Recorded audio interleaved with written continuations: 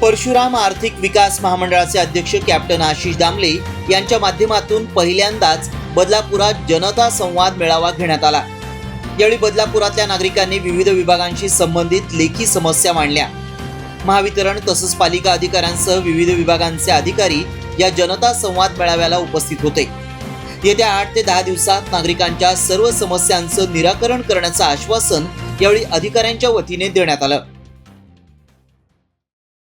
विषय असा होता, मागे आपला एक Nilesh cooperative housing society limited यांनी अर्ज दिलेला आहे। सार्वजनिक ठिकाणी बेकायदेशीर मद्यपान, मद्यपेयांची अश्लील वर्तन, वाहतूक अडथळा व कायदा सुव्यवस्था बिघडवणाऱ्या प्रकाराविरुद्ध तत्काळ कारवाई करण्याबाबत।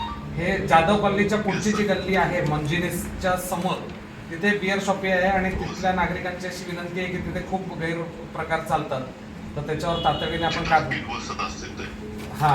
असे प्रकार होत आहेत। तर त्यांनी आपल्याला अर्ज दिलेला आहे। Police station Badlapur waste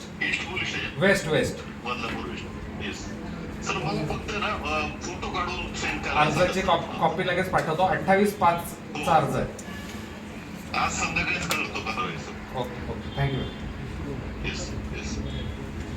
DCP बोलले माझ्या व्हॉट्सअप पाठवून दे। ऐका ना, याचा फोटो काढून डीसीपी साहेबांना पाठवून द्या। बदलापूर शहराची लोकसंख्या दिवसेंदिवस वाढत असून शहराच्या समस्यांमध्येही भर पडतीये।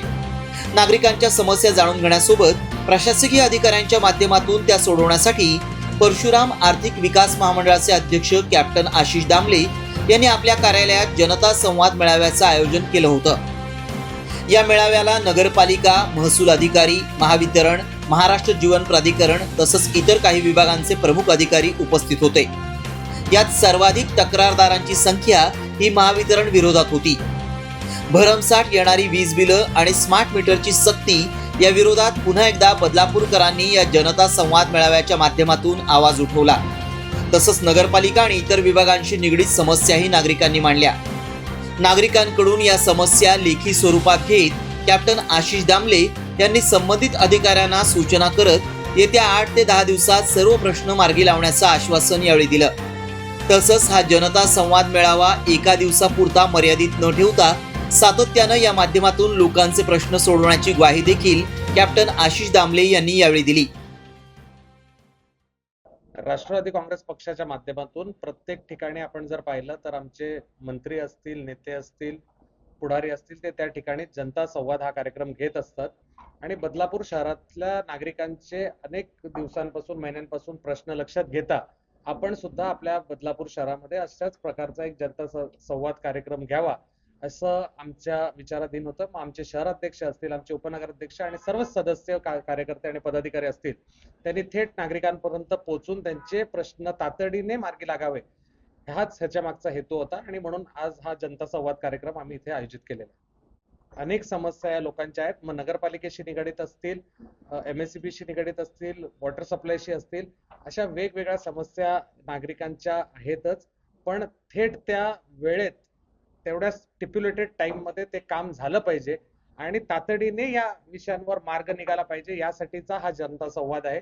आम्ही प्रत्येक गोष्टी, जेवढ्या तक्रारी आल्या त्याचं व्यवस्थित अनालिसिस करून संबंधित विभागाकडे एका टाइम फ्रेम मध्ये ही कामं पूर्ण झाली पाहिजेत आणि नागरिकांना दिलासा मिळाला पाहिजे। त्यांचं काम, जे आदरणीय दादांनी आम्हाला शिकवलेलं आहे की आलेलं काम जर जेन्युइन असेल तर त्याचा जागीच तुकडा पाडायचा, त्याच अनुषंगाने आज दादांच्या पावलावर पाऊल ठेवून कुठेतरी नागरिकांची कामं तातडीने पूर्ण करण्यासाठी आम्ही प्रयत्न करतो। निश्चितपणे ह्याचा फॉलोअप सुद्धा आम्ही घेऊ आणि साधारणपणे दर 20 दिवसांनी किंवा 1 महिन्याने हा जनता संवाद सुरू राहील।